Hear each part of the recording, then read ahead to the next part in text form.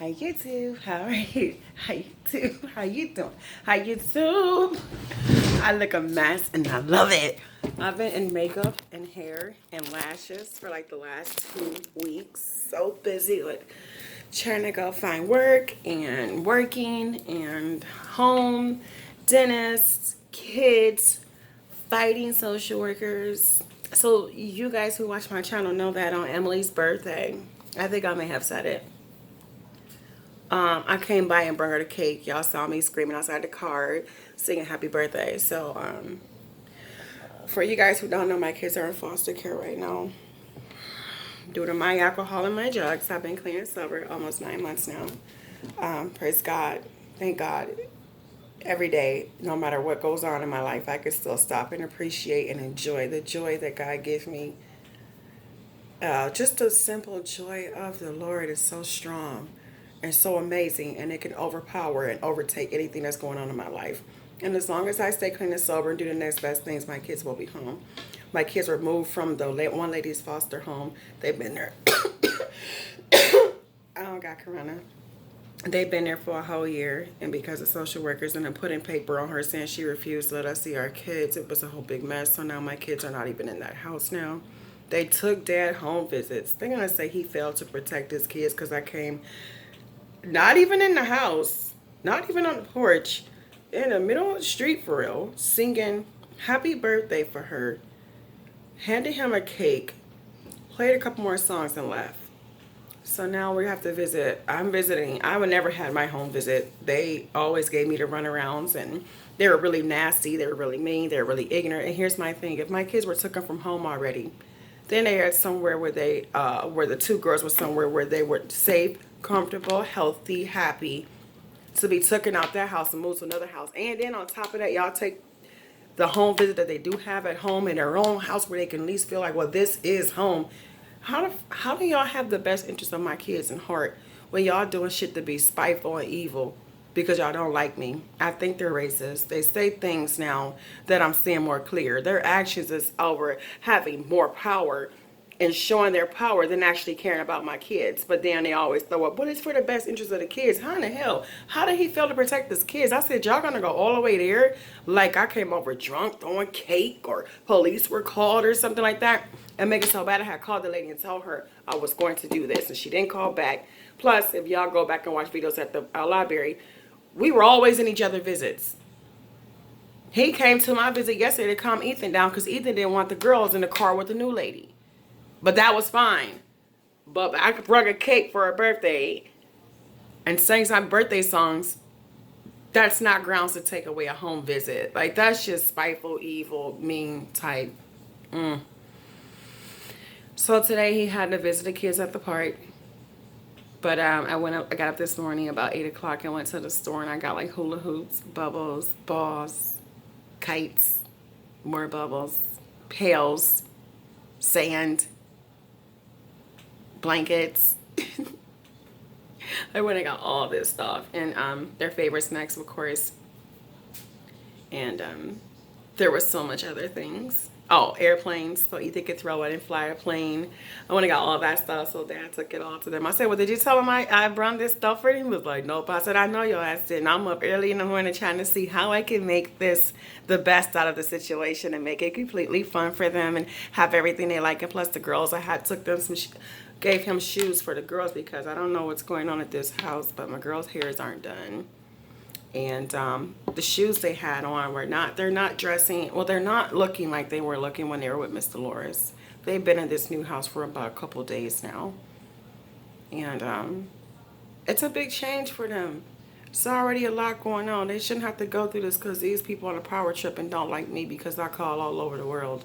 If I feel you're not doing something right with my kids, if I feel like you're doing something that's not right with my case, I'm not just going to tell you about it because you don't care. I'm obviously going to go to somebody else and go over your head. They hate that, but I don't care. So yeah, we had a staffing on the phone for like an hour, and it was just completely like, wow, you guys took a home visit because I sang happy birthday to my daughter outside of the house and gave her a cake. Anybody in their right mind would have been like, oh, that was cute. That was nice. Was she happy? They can't wait to for us to blow our nose wrong so they could do something to hurt us and hurt my kids. And what they don't know, they're hurting my kids.